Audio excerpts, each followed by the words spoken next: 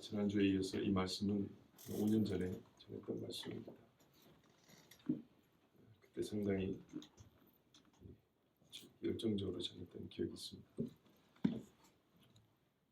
같은 본문에 같은 말씀인데 하나님께서 조금 다른 뉘앙스로 허락하신 감동이 있어서 전하게 되었습니다. 읽다 보면은 다윗과 이스라엘 나라에 대한 이야기이기 때문에 꼭 여러분은 지금 우리나라 정치 상황과 대입하여 읽고 싶고 설교를 어떻게 하면 그쪽으로 연결해서 생각하려고 하거나 또는 그렇게 생각이 된다거나 하는 일이 있을 건데 절대 그러지 마시고, 저는 어떤 정치적인 입장을 말하려고 한 게 아닙니다.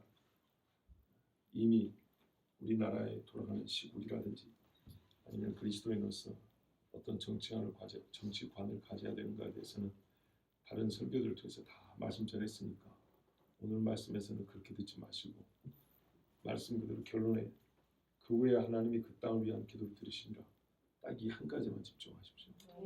하나님께서 어쩔 때 어떻게 해야 기도를 들으시는가. 기도를 안 하는 것도 정말 불행한 일인데 기도를 해도 하나님이 듣지 않는다면 무슨 소용이 있겠습니까? 그래서 깊이 있는 무슨 분석 안 할 겁니다. 그냥 읽는 그대로 우리 사도행전 탐독하듯이 그대로 쭉 갈 테니까 자연스럽게 마음에서 오는 대로 그냥 그렇게 받아들이면 됩니다.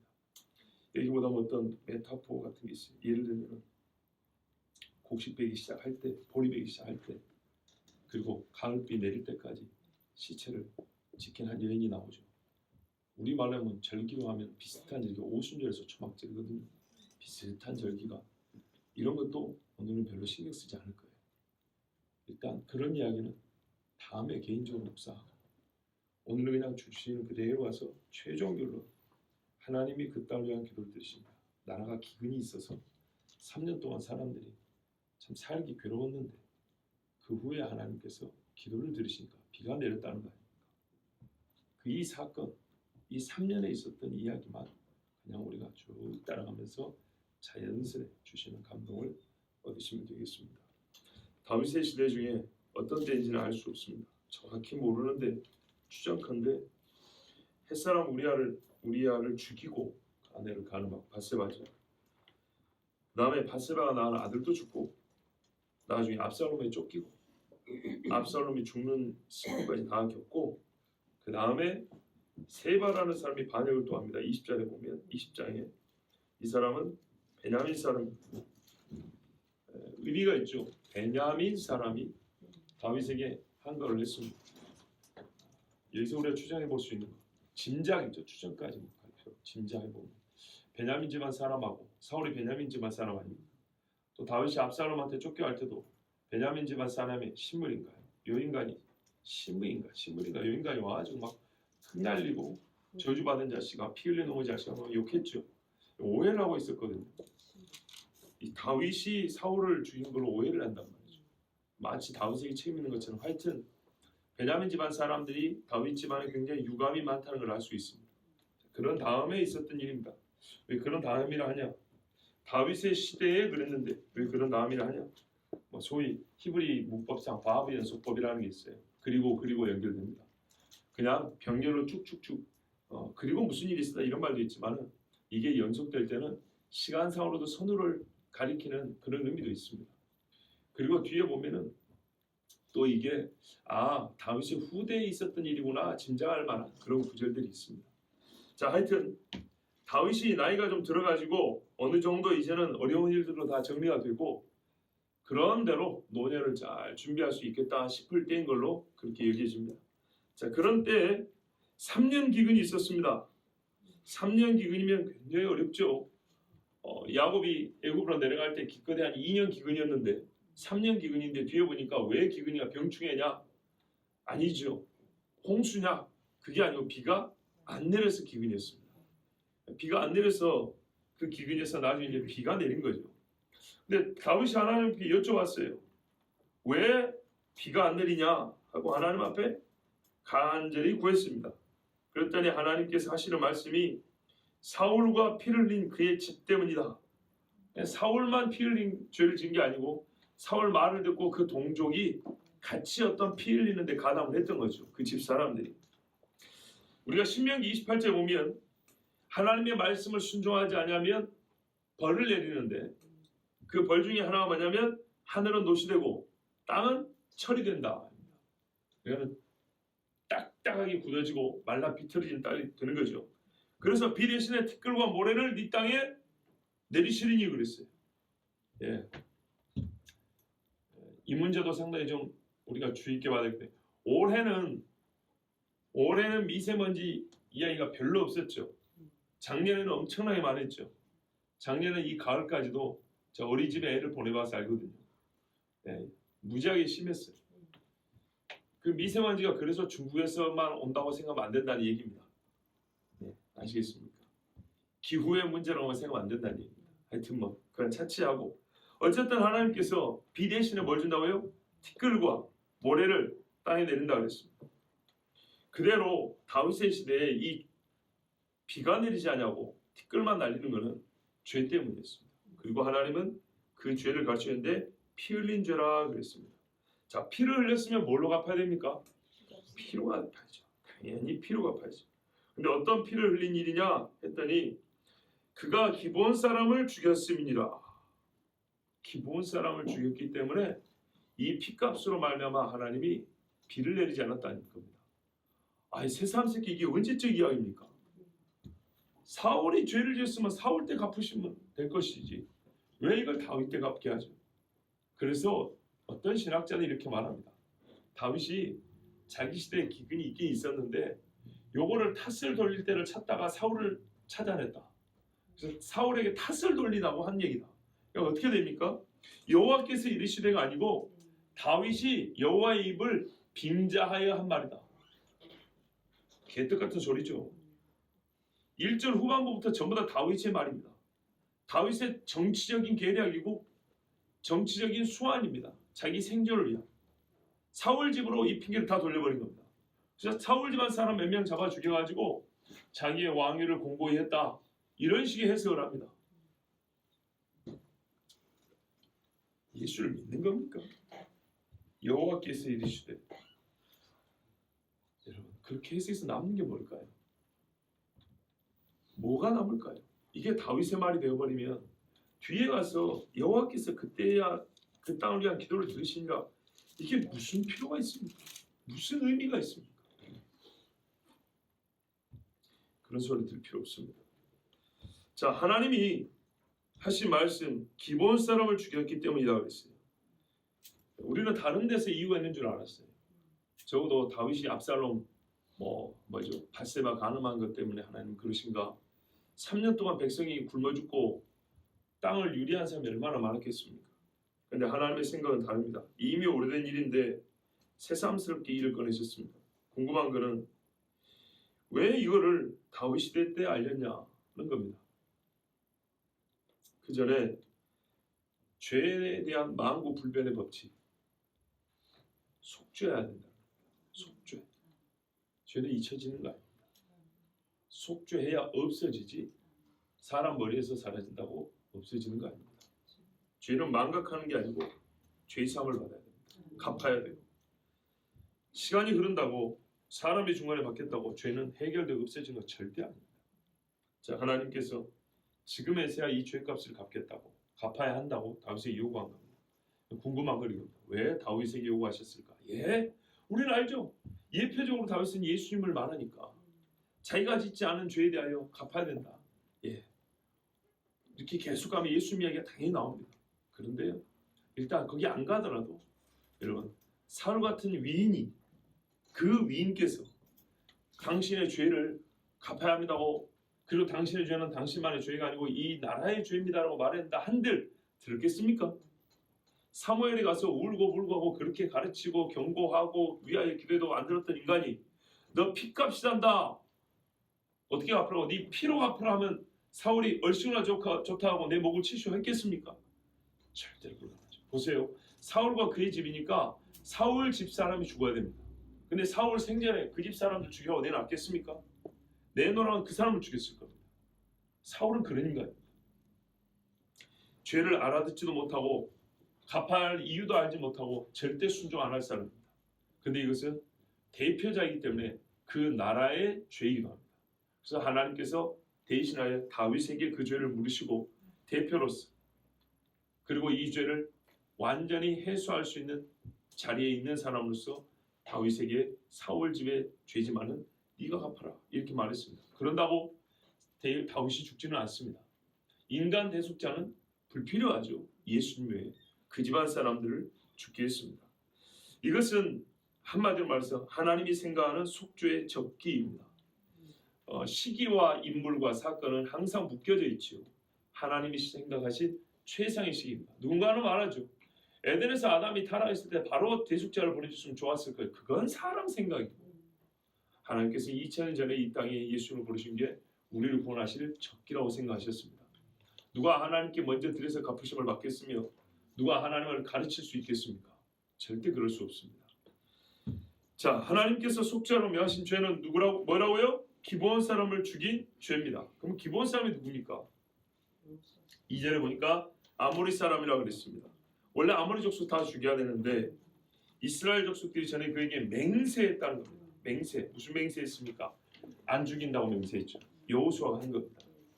잘 알다시피 여호수아 9장 15절에서 21절까지 보면 여호수아가 곧 그들과 화친하여 그들을 살리리라는 죄악을 맺고 회중 족장들이 그들에게 맹세하였더라 그랬습니다. 그리고 21절 맨 끝에 가면 20절 21절 하면 우리가 그들에게 맹세한 맹약으로 말미암아 이렇게 했습니다. 이스라엘 하나님 여호와로 그들에게 맹세하였은지 그들을 건드리지 못한다. 이게 본문이 말하는 맹세입니다. 그런데 사울이 이스라엘과 유다 족속을 위하여 열심히 있음으로 그들을 죽이고자 했더라. 아모리 족속이 이스라엘 땅에 웬 말이냐 하고 죽여버리려고 했다는 겁니다. 그리고 많이 죽였습니다. 그러니까 피 흘린 죄를 갚으러 가죠. 다 죽이진 않고 많이 죽였어요. 그 중에 일부가 남아 있었습니다. 원래 이 사람들은 남아서 뭘 했냐면 나무 패는 자, 물 깃는 자 이런 사람들이 됐고 이스라엘 사람들이 종로로서 했습니다. 그런데 이스라엘을 위한 열심이라 해가지고 약속을 어기고 이 기브온 사람을 학살했습니다. 여호와를 향한 열심. 요한복음에도 예수님이 그랬죠. 이것이 여호와를 섬기는 예법이라 하고 그리스도인을 죽일 거라. 예, 로마서에도 말씀했죠. 지식을 따는 열심이 아니라서 예수를 죽였다. 이스라엘 향한 열심이 있다면 하나님과의 약속을 지켜야 되는데 약속을 지키지 않고 그냥 열심을 냈습니다. 이거야말로 정치적인 표를 좀 얻고자 한 것이죠. 자, 이래서 기브온 사람을 많이 죽였는데 다윗이 이제 이 말씀을 듣고 하나님의 말씀을 듣고 해결책을 생각을 했어요. 어떻게 해야 이 죄의 값을 치르겠냐. 분명히 죄라는 건 확인이 됐죠. 이미 율법을 알기 때문에 이런 해결책을 강구한 겁니다. 율법에는 피는 피입니다. 여러분 현 시대의 윤리학자는 신학자들이 참 사람들에게 듣기 좋게 우리 그리스도교가 그렇게 폭력적인 종교가 아니라고 말하려고 별짓을 다 하는데 그 중에 하나가 눈에는 눈, 이에는 이에 대하여 해석할 때 고대 사회에서는 그보다 더 심했는데 이 정도면 정말 양반이라고 말이죠. 기독교는 옛날에 이스라엘 사람들이 갖고 있었던 여호와 신앙은 굉장히 윤리적이고 참 이 관용과 자비가 많다고 당연한 이야기죠. 그런데 그거를 눈에는 눈, 이에는 이라는 것을 너무 그렇게 거지것들 해석할 필요는 없다는 식으로 이렇게 끌고 간단 말이죠. 그런가요? 애들한테 물어보니까 안 그러던데요. 누군가 와서 네 눈알을 뺐다 치자. 무고하게. 어떻게 해야 균형이 맞겠냐. 어떻게 해야 네 불만이 없겠고 어느 정도로 그 사람을 벌을 내려야 맞다 하겠느냐. 네 눈알을 뺐는데 손가락을 자르랴. 발톱을 하나 빼랴. 아니요. 눈알을 빼야죠. 그렇지. 누가 와서 무고하게 네 엄니를 뽑아갔다 생각을 하자. 어떻게 해야 공의롭다 하겠느냐. 이빨을 뺐는데 눈알을 빼랴? 코를 자르랴? 손가락을 부러뜨리랴? 아니요. 이빨을 빼야죠. 그렇지. 생각을 해봅시다. 눈에는 눈이지 그러면 뭡니까? 이에는 이지 뭐냐고요. 이에는 이지. 뭐가 잘못입니까? 이를 불러놓고도 지 이빨은 아깝다고 안 내놓으니까 문제가 생기는 거죠. 이를 불어놓고도 복수심에 불타서 네 목을 치겠다니까 문제인 거죠. 그렇죠? 그거를 순화시킬 필요가 없습니다. 그대로입니다. 세상이 그렇게 안 해서 문제지. 하나님 말씀대로 뭐가 문제가 됩니까? 눈에는 눈이고 이에는 이지. 뭡니까 도대체? 피해는 피입니다. 똑바르고 정직했던 다윗은 기본 사람들이 불렀어요. 죄 지은 자의 대리자로 섰으면 피해자하고 직면하여 대면해서 물어보는 겁니다. 당사자끼리 만나는 걸. 내가 너희를 위하여 어떻게 하랴? 내가 어떻게 속죄하여야 너희가 여호와의 기업을 위하여 복을 빌겠느냐? 다윗은 이 일의 해결책을 자의로 행하지 않았습니다. 겸손하게 기본 사람들을 물었습니다. 그다음에 억울하게 숨기고 살던 사람들을 물어서 직접 물어봤습니다. 참 이게 저를 감동하게 합니다. 왕이 말이죠. 종살이하던 사람들이 피해자이기 때문에 그들을 불러가지고 자기가 죄인인 것처럼 앞에 물었어요. 내가 어떻게 해야 될까? 어떤 정치적 해법이 아니에요. 있는 그대로 있어요. 그래, 죄 지었다. 어떻게 해야 속죄가 되겠느냐? 표현은 정확하게 하는 거예요. 사건의 본질을 흐리지 않았어요. 뭐 이게 정치적인 민감한 좀 사람들이 약간 그때 당시 좀 오해가 있었다. 이런 쓰잘데기 없는 말 필요가 없어요. 미안하다. 선왕이 이스라엘 향한 열심으로 너희가 약속을 깨고 너희를 죽였다. 내가 대신 갚으마. 잘못했다. 어떻게 해야 되겠냐? 종노라는 사람들에게 뭐라 그럽니까? 너희가 어찌하여 우리에게 복을 빌어주겠느냐? 이렇게 말했습니다. 예, 주인과 종이라도요 죄가 그 사이에 끼면 입장이 바뀌는 겁니다. 죄를 지은 사람에게는 축복권이 없습니다. 분명한 사실을 기억하세요. 아무리 지위가 높아도 예수님 당시 대제사장이라 할지라도 죄를 지은 인간에게는 축복을 할 수 있는 권한이 없습니다. 언약 백성이 이방 사람이 할 수 있는 최대한의 예의와 겸손을 보여주었습니다. 성경에 보니까 아브라함이 되는 그 변화의 과정을 볼 때 기쁘더라고요. 요셉을 죽이고자 안달하던 유다가 요셉의 동복 아우인 베냐민을 위하여 자기 목을 내놓을 때 눈물나게 감격적이더라고요. 거기서 요셉이 자기를 드러냈죠. 됐다 하고. 다윗의 일생의 마지막에 이 겸손한 태도를 보고 정말 기분이 좋습니다. 행복합니다. 한 사람이 하나님 앞에 온전하게 그 심령이 가꾸어지는 것을 볼 때 보는 저도 즐겁습니다. 기본 사람이 대답합니다. 사울과 그의 집과 우리 사의 문제는 은금에 있지 아니하다. 우리는 은이나 금을 달라는 게 아니다. 이 사람들도 정직한 사람. 이스라엘 가운데 사람을 죽이는 문제도 우리에게 있지 아니합니다. 우리가 이제 번역했다는 줄 아는데요. 우리를 위해서 이스라엘 안에서 사람을 죽이지도 마십시오. 이렇게 말합니다. 근데 이게 말이 이제 뉘앙스가 중요한 거예요. 말 뜻은 은금도 필요 없고 사람을 죽이지 않아도 됩니다. 해결책이 없잖아요. 그죠? 뭐 어떻게 해결하다는 거 다시. 그런데 다윗이 뒤에 보면 알았다고 사람을 내주죠. 그러니까 이게 겉듣기하고 달리 속듣기를 해야 되는데 이게 뉘앙스의 문제인 거예요. 말하자면 은금은 필요가 없는데 알다시피 이게 피해 문제가 아닙니까? 사람을 죽인 문제 아닙니까? 그런데 왕이 우리 주제에 어떻게 사람을 죽여달라 하겠습니까? 뭐 그런 식으로 표현했던 모양이에요. 그러니까 왕이 알아먹고 말이죠. 너희가 말하는 대로 시행하리라고 했잖아요. 그죠? 무슨 말인가요? 사람을 죽이는 문제를 할지라도 즉 피를 흘리는 문제를 할지라도 내가 허락하마. 은금을 얘기하지 않고 사람 죽이는 문제 허락하마. 그러니까 기본 사람들이 그러면 금 100달란트를 주십시오 이렇게 말하지 않고 하는 말이 그들이 왕께 아뢰되 우리를 학살하였고 또 우리를 멸하여 이스라엘 영토 내에 머물지 못하게 하려고 모해한 사람의 자손 7사람을 우리에게 내주소서.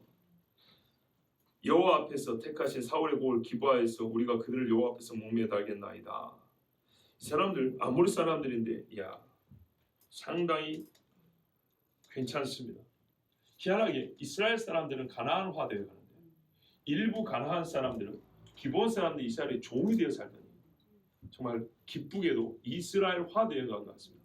이 쓰는 단어나 용어들이 말투가 보면 아주 이스라엘 사람 비슷합니다. 여호와 앞에서 굳이 이렇게까지 안 해도 되거든요. 자, 이들이 학살 당했다 그랬습니다. 또 이스라엘 영토에 머물지 못하게 한다 이랬습니다. 언제 이런 일이 있었을까 하면 분명히 죽인 건 죽인데요. 사무엘하 4장에 보면 1절에서 3절에 이런 말씀이 있습니다. 사울의 아들 이스보셋이 아브넬의 헤브론에서 죽었다 함을 듣고 손맥이 풀렸고 온 이스라엘이 놀래니라. 사울의 아들 이스보셋에게 군장 두 사람 있으니 하나 이름은 바하나요 베냐민 하나 이름은 레갑이라. 베냐민 족속 브에롯 사람 림몬의 아들들이더라. 브에롯도 베냐민 지파에 속하였으니 일찍 브에롯 사람들이 깃딤으로 도망하여 오늘까지 거기 우거함이더라 그랬습니다. 이게 무슨 말이냐면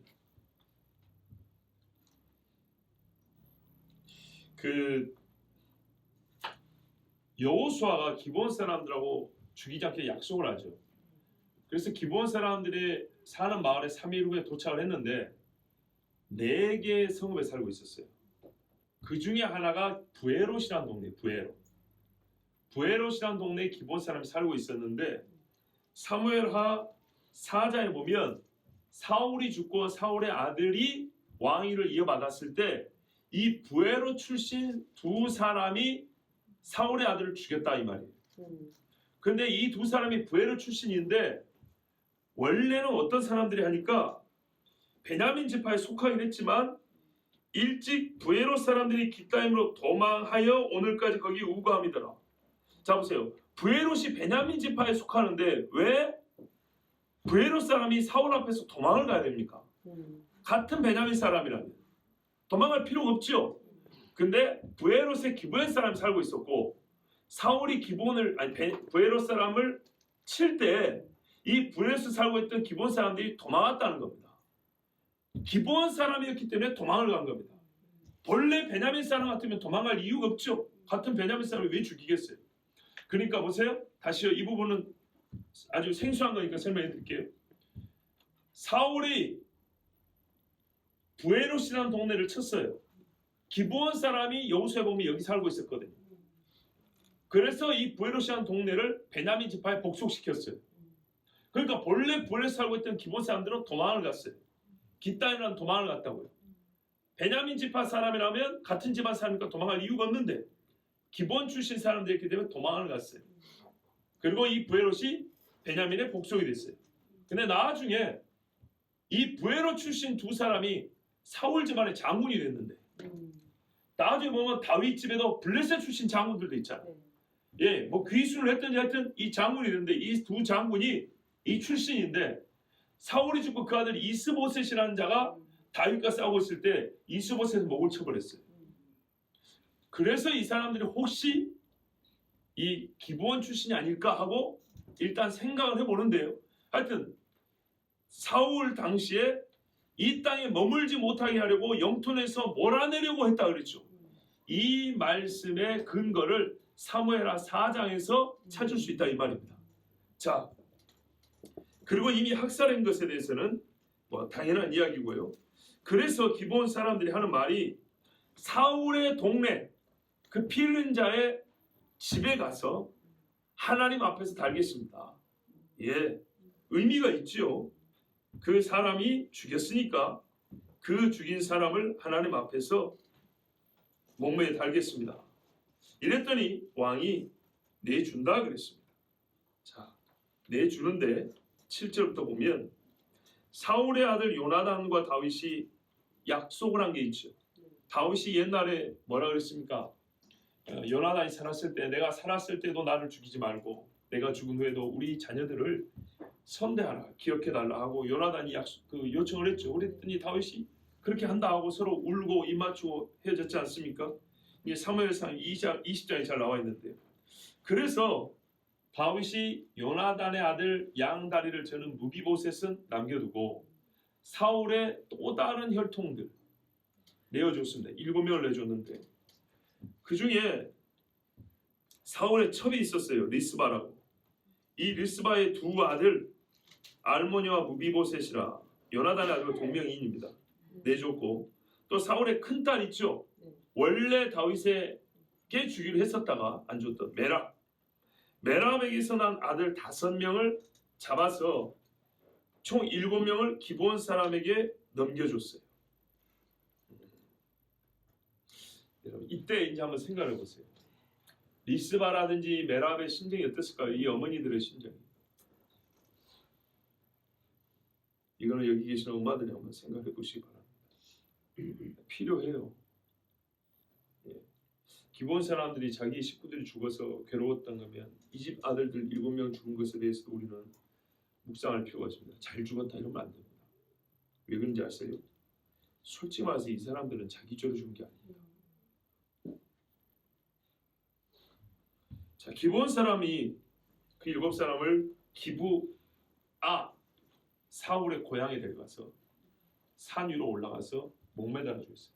나무 위에 세워가지고 목을 매달아 달랑달랑 주겠어요. 그때가 곡식 빼는 첫날이랍니다. 세상적으로 말 때 참 재수 없는 날이죠. 그리고 뭔가가 안 맞는 날이죠. 곡식을 거둬서 가뭄이지만 그래도 살겠다 곡식 거두는 날 7명이 죽었어요. 자, 이런 것도 타이밍상 우리가 의미를 생각해 볼 필요 있지만 일단 넘어갑니다. 그래서 7명을 곡식 빼기 시작할 때, 그것도 보리 빼기 시작할 때 죽였어요. 한 4, 5월쯤 되죠.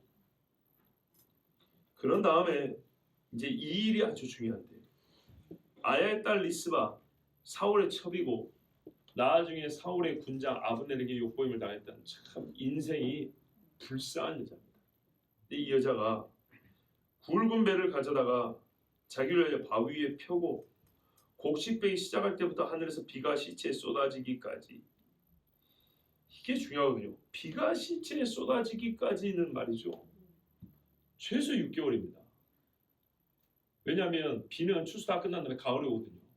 초막절 지났을 때 비가 온다고. 근데 더 중요한 건 3년 동안 비가 아예 안 온 건 아니겠지만 거의 안 왔다고요. 비가 내리까지니까 이거는 최소 6개월이고 그 이상 갈 수도 있는 겁니다. 그 시체 낮에는 공중의 새가 앉지 못하게 하고 밤에는 들짐승이 범하지 못하게 한대요. 만약 이게 나무에 달려있는 상태라면 작대기를 가져다가 이제는 새까맣게 말려가지고 있는 시신들을 말이죠, 자기 아들이에요. 자기 아들이고 손수로 따지면 자기 손자들이에요. 아들과 손자가 7이 매달려 있어요. 그 집안 사람들 아무도 안 해요. 왜요? 같이 몰릴까 봐. 그리고 나무에 달린 자는 저주받은 자잖아요. 신명기에 따르면. 그래서 안 와요. 정치적 이유가 됐던, 율법에 따른 어떤 정결례에 따르든 아무도 안 와요. 근데 이 여인이 말이죠, 나무에 시신이 그대로 대롱대로 매달려 있다면 새가 못 앉게 작대기로 막 이렇게 치면서 하고 짐승들이 오면 그걸 막았다는 거예요. 여러분 생각해보세요. 짐승? 여자 혼자서 들짐승을 어떻게 막았을까요? 만일에 내가 이참에 그래 손을 더럽히로 작정했다면 시신들을 다 끌어내렸습니다. 끌어내려고 바위에다가 자리 펴고 거기다 7을 누워펴놨어요. 시신 썩내가 진동을 하고 썩는 물이 흘러나고 이제 6개월쯤 되면 그것도 다 없어요. 근데 어쨌든 6개월 동안에 그 피냄새 맡고 짐승들이 몰려들고 새들이 와서 쫓아 먹으려 하는데, 내가 내 자식 죽은 것도 정말 심장이 터질 것 같은데 짐승들이 그걸 뜯어먹는 거 보겠습니까? 어떻게 이거를 다 막았을까요? 이 나이든 여인 혼자 어떻게 이걸 막았을까요? 방법은 칼을 들고 휘둘렀거나 아니면은 주변 다 불을 피워놨거나 어떤 수를 썼다든지 할 때 했겠죠. 6개월입니다. 피골이 상접했을 겁니다. 정말 산 송장처럼 정신적으로도 그렇고 육체적으로도 그렇고 얼마나 이 여인이 괴로웠을까 한번 생각을 해보세요. 그런데 아무도 안 돌아와요. 아무도 찾아오지도 않고 도와주지도 않고 묻어주지도 않아요.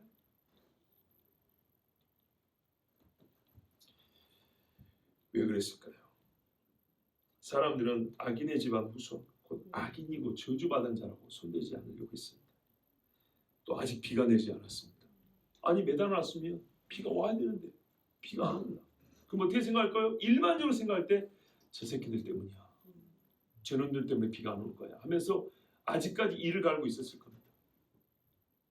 속죄가 완성되지 않았다고 생각하고 더 매달려 있어야 돼. 더 모욕을 당해야 돼. 이렇게 생각하실 수 있습니다. 이게 보통의 사람의 생각입니다. 그런데요, 리스바는 그들이 생각하는 공의의 법칙을 반대편에서 봤습니다.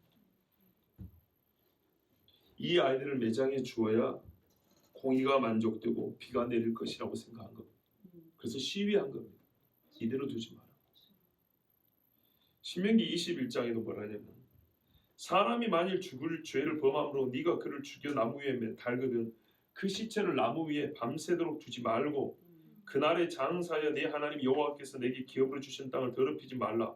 나무에 달린 자는 하나님께 저주를 받았음이니라. 아멘. 보세요. 민수기 35장에는 땅에 피를 흘렸으면 피를 흘려야 피값을 감당하세요. 땅이 그래야 정결이 된다. 그 말씀만 기억하지 말고 그래서 피 흘린 죄는 피 흘려서 갚았으면 또 다른 말씀도 지켜야죠. 하나만 알고 둘을 모른다는 게 이런 거예요. 나무에 달라 죽였으면 그 나무에 달린 자는 성경에 뭐냐 그날 바로 매장한다.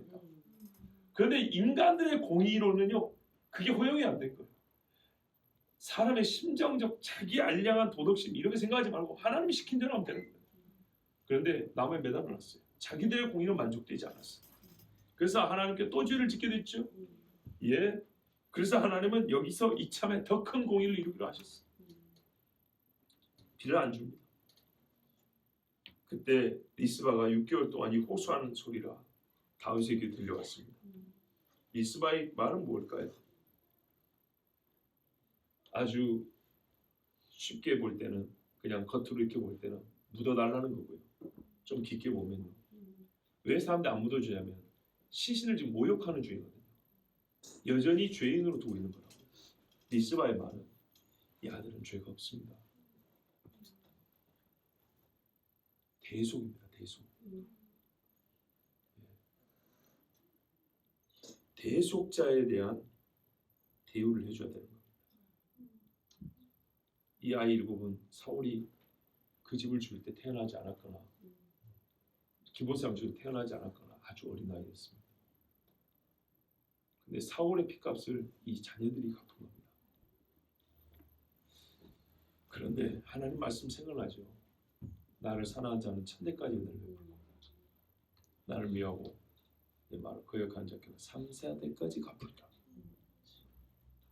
하나님 말씀 절대 무시하지 마세요. 이것도 그렇게 어렵게 해석해야 됩니까? 막 복잡하게 돌려하고 깊은 의미를 내야 됩니까? 아니요. 현실 그대로 하나님 우리 피부로 딱 느끼게 여기다 대줍니다. 이게 내 말이다. 아야의 딸 리스바가 행한 일이 다윗에 알려졌습니다. 처음입니다. 세상에 이 집에서 뭐 얻어먹을 거 있다고. 네?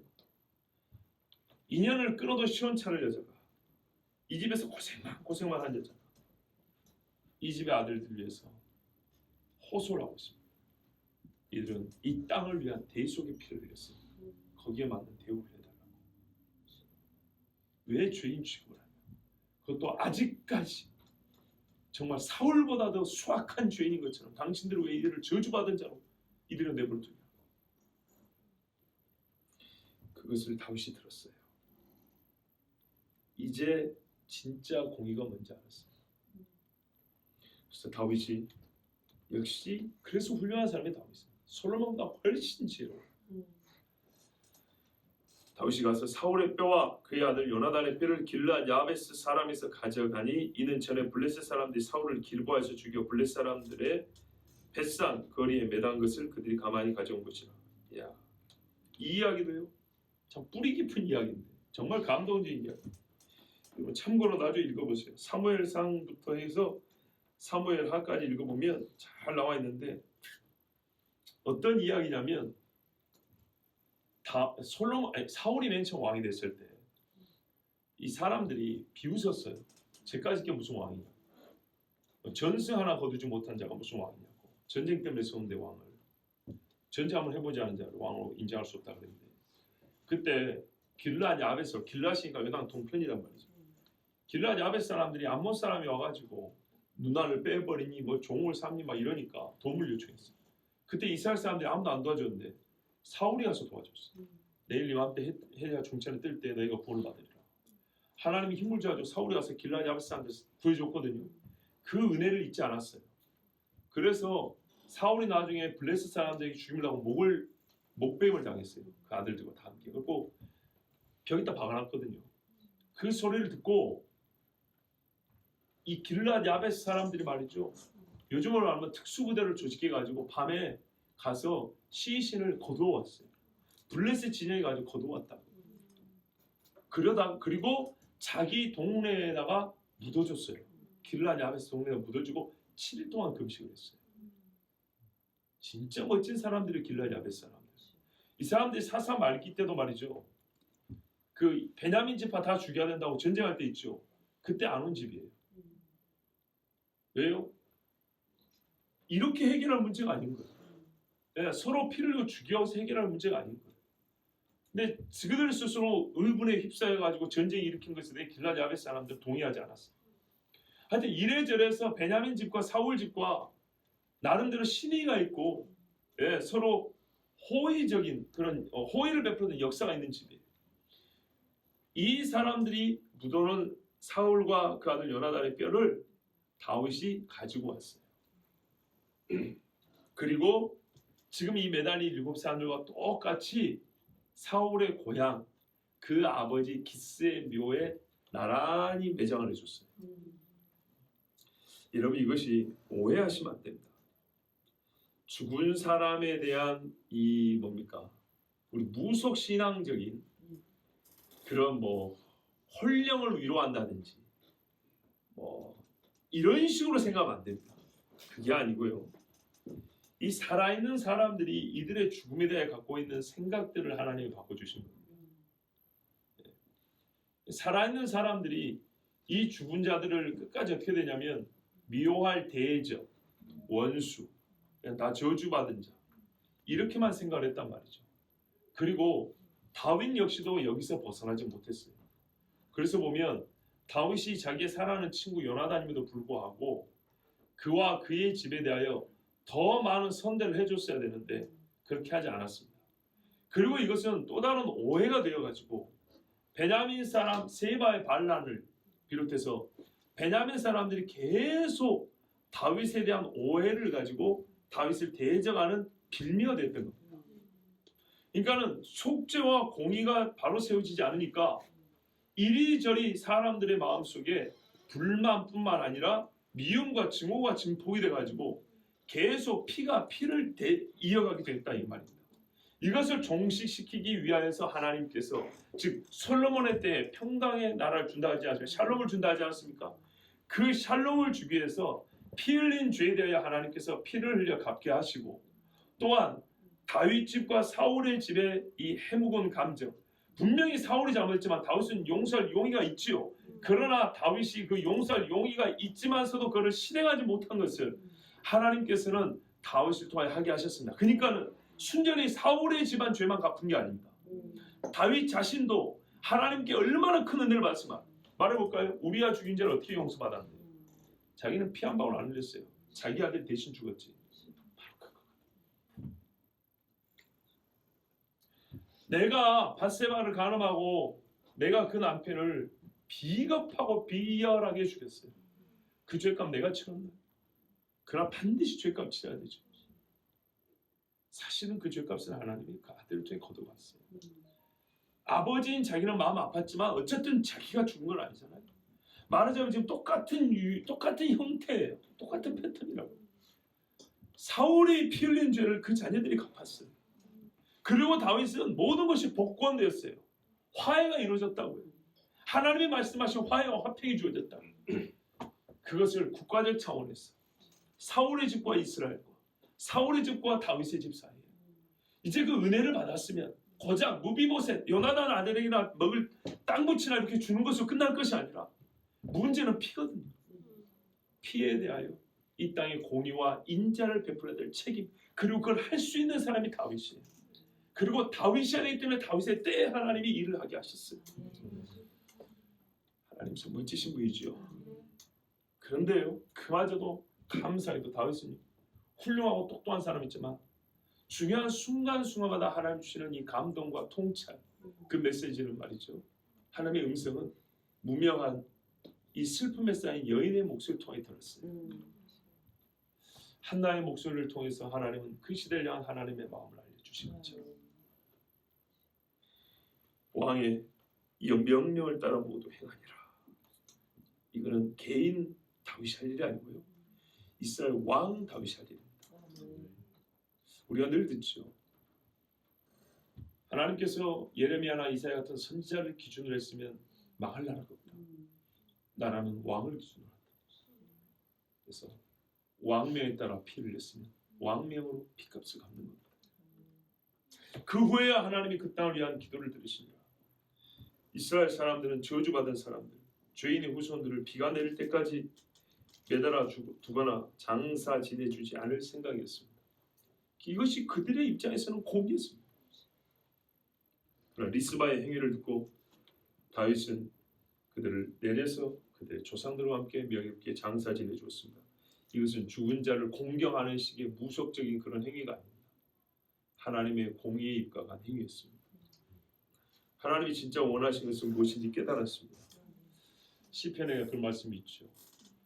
진리는 하늘에서 하감하고 인자는 땅에서 솟아난다 그랬던가요? 반대로 말했던가요? 하여튼 그 말씀 그대로입니다. 공의와 자비, 인자가 입맞추는 이때 하나님은 이 땅을 위한 기도를 들어주셨습니다. 여러분, 성경은요 큰 줄기가 있지만 가느다란 하나의 선은 아닙니다. 그러니까 그 큰 줄기가 있지만 그 선 하나로만 우리에게 주어진 글은 아닙니다.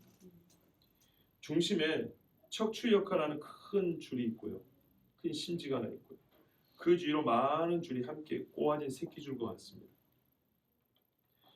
지극히 개인적이고 세밀한 묘사들은 하나의 새끼줄을 알 수 있는데요, 큰 줄이라는 것은 하나님의 언약, 구원이죠. 창조, 타락, 구속, 심판이라는 이 큰 줄기죠. 우리의 구원을 위한 하나님의 말씀인데 그 중간중간에 예를 들면 야곱이 라헬을 얻는 일이라든지 아니면은 유다가 회심한 그런 창세기 38장 이야기라든지 이거는 무슨 뭐 중간에 삽입이고 어쩌고 이런 이야기지만 사실은 그런 이야기 없으면 우리는 언약에 대하여 제대로 이해할 수가 없습니다. 한 가지 예를 들어드릴까요? 어떤 분이 이런 이야기를 하더라고요. 상당히 통찰이 있다고 생각했습니다. 야곱이 부인 2사람 얻었죠. 그 이야기는 매우 사사로운 이야기입니다. 우리 굳이 그렇게까지 자세히 얘기 안 해줘도 됩니다. 그런데 여기서 이렇게 읽어냈습니다. 자기가 원래 원하는 여자는 라헬입니다. 근데 레아를 먼저 얻었습니다. 그리고 7일을 더 봉사하여 라헬까지 얻었습니다. 예수께서 하나님께서 먼저 구원을 약속하신 백성이 이스라엘입니다. 그런데 이스라엘을 나중에 얻습니다. 이방을 먼저 얻습니다. 정한 기간을 채우라. 정한 기간을 채우고 이스라엘을 얻습니다. 이렇게 해석한 이가 있습니다. 지금 무슨 말이냐? 매우 사사롭게 보이지만 이거는 사사롭게 읽을 이야기가 아니고 다 언약과 관계된다는 얘기입니다. 중심줄을 둘러싸고 꼬고 있는 새끼줄입니다. 창세기 38장도 말씀드렸죠. 베냐민을 위해서 목숨을 내걸었다. 갑자기 유다가 자기 동생 요셉을 팔자고 했던 사람, 거의 죽이자고 했던 주동자가 어떻게 베냐민을 살리자고 합니까? 사람이 완전 달라졌죠. 이 달라진 사람의 이 과정을 보여줘야 될 거 아닙니까? 소위 다 유다의 회심, 유다의 대속적인 자기 바침, 이게 연결이 돼야 될 거 아닙니까? 베냐민에서 자기가 죽겠다는 대속적 모습을 보였는데 회심 없이 이게 가능합니까? 나중에 야곱이 유다를 축복합니다. 너는 사자라고. 홀이 내 손에서 떠나지 않을 것이라고. 아니, 이 축복을 받게 된 이유가 바로 베냐민을 위한 대속에서 나온 것인데 그런 위대한 인물이 될 계기가, 그 변화가 어디서 일어났다는 얘기입니까? 그런 설명이 없이 그냥 동서에서 머리를 숙였다? 이것이야말로 사람의 꾸민 얘기밖에 안 되는 겁니다. 유다가 자기 며느리 다말과 통관하고 아들을 낳았고 너는 나보다 옳다라는 이 회심의 고백이 있고 나서 베냐민을 향해서 자기 목숨을 내놓았을 때 이게 말이 되는 거 아닙니까? 다 이게 그래서 유다를 예수님의 예표로 할 수 있는 겁니다. 이렇게 꼬아져 있습니다. 마찬가지입니다. 오늘 이 이야기도 사사로운 다윗의 이야기, 다윗 때 하나의 에피소드 정도 읽을 수 있지만 그렇지 않습니다. 그래서 우리는 궁극적으로는 예수님과 연관의 이유가 된다는 얘기입니다. 그렇지만 오늘은 그 전에 그 전 단계로도 땅을 위하여 하나님께서 기도를 들으시니라. 이 말씀만 가지고도 우리는 충분하게 또 먼저 앞서서 말이죠. 은혜를 받아야 되고 깨달음을 얻어야 된다는 말씀입니다. 왜 하나님은 쭉 약속과 성취 이야기로 직진하지 않으시고 옆으로 들어가서 한동안 머물러 계시는가? 훌륭한 믿음의 사람들의 이야기를 좋은 것들만 추려서 감동적이고 교훈적인 이야기로 빨리빨리 전개하지 않으시고 왜 가던 길을 멈추고 말이죠. 가끔 뭐 위대한 인물들이 중간에 가던 길로 뭐 부인을 뭐 속에서 팔아먹었네 이런 이야기. 왜 가다가 막 이런 이야기로 잠깐 빠지냐 이 말이죠. 사사롭고 부끄럽고 추한 개인적인 이야기까지 들춰내면서 성경에 기록해 두셨을까? 좀 생각해 보십시오. 만약에 하나님께서 속도를 내어서 우리 시기의 기록, 우리가 원하는 우리의 입맛에 맞는 그런 기록만 남겨두셨다면 우리는 과연 인간이 어떤 존재인지 하나님이 어떤 분인지 깊이 알 수 있었을까요? 우리의 현실의 이야기를 우리 중에 역사신 하나님을 우리 가운데 계신 하나님 진짜 우리 삶에 계신 하나님을 이렇게 세밀하게 기록해주지 않았다면 거창한 명제로만 풀어줬다면 우리는 하나님을 알 수 있을까요? 하나님과 함께하는 삶을 알 수 있을까요? 궁금하잖아요. 에녹이 하나님과 동행하였더니 하나님이 그를 데려가시며 그가 땅에 있지 아니하더라. 그러니까 궁금하잖아요. 그 동행이 뭔지. 그죠? 얼마나 궁금합니까? 지금 몇천 년 동안 풀리지 않은 비밀 아닙니까? 물론 유다서에 그가 외쳤다는 이야기가 있습니다. 그런데 말이죠. 하나님과 동행한 예를 다윗처럼 말이죠. 시편으로 보이고 사무엘상으로 가르쳐주니까 열왕기상의 기록이 주니까 아니 역대상의 기록이 주니까 얼마나 우리가 이해해 줬습니까? 히스기야가 했던 일을 하나님과 동행한 이야기를 기록해 주니까 그가 죽을 때가 되자 주여 진실과 정직으로 주를 섬겼던 걸 기억하옵소서. 네가 뭘 했더니 옛날에 우상 다 때를 부시고 유월절 지켰던 거 기록해 놓으니까 그러니까 우리가 알잖아요. 그렇죠? 그런 기록이 없이 어떻게 우리가 하나님을 알고 하나님의 사람이 무엇인지 하나님의 사람 됨이 무엇인지 알 수 있겠습니까? 하나님은 이 땅에 주권을 행사하시는 하나님이심을 보여주셨습니다. 얼마나 정확한지 어느 정도나 공정하게 헤아리시는 분인지를 보여주셨습니다. 그렇다면 우리는 이 땅을 떠난 후에 어떤 분 앞에 섰는지를 알게 되었으므로 그분 앞에 설 준비를 해야 됩니다. 다윗이 통치하는 이스라엘일지라도 다윗입니다. 다윗이 통치하는 애굽이 아니라 이스라엘. 다윗 이스라엘. 비록 그러할지라도 공의를 시행하기 전에는 기도를 들어주지 않습니다. 정말 이 부분에서 이 땅을 위해서 하고 싶은 말이 많습니다. 그러나 이 정도로 하겠습니다. 비록 누군가 피를 흘려 속죄 행위를 하였더라도 공의와 인자가 입맞춤하지 않는다면 그 피는 그 흘린 피는 이유 없는 피로 남아있을 뿐이요 그 피가 흘려진 땅은 여전히 들리지 않는 외침만 하늘로 향할 뿐입니다. 하나님 안 들어줍니다. 하나님 앞에 죄를 지었습니까? 용서를 구하십시오. 하나님의 시편에 보니까 우리가 행한 대로 다 갚지는 않으신다 했습니다. 하나님께서 적게 물을 하실 겁니다. 왜냐? 예수께서 십자가를 지셨기 때문에 사실상 나는 죄값을 받았다. 그러니까 내가 너를 위하여 다만 이 일을 명하느냐고 우리에게 작은 것을 명할 겁니다. 죄를 갚고 또한 그 죄 갚은 자에 대한 긍휼과 인자를 베풀지 못한다면 하나님은 기도를 듣지 않으십니다. 개인이가 나라가 다윗이 다스리가 그 나라가 이스라엘이가 하나님의 법칙은 항상 똑같습니다. 공의와 인자가 입맞추는 나라가 되어야 되고 하나님의 은혜를 받았으면 바리새인보다 나은 의가 있어야 되고 예수 그리스도를 말미암아 의롭다 함을 받았으면 그 은혜를 베풀며 살 수도 있어야 합니다. 그 사람의 기도를 하나님은 들으십니다. 그 땅의 기도를 들으십니다.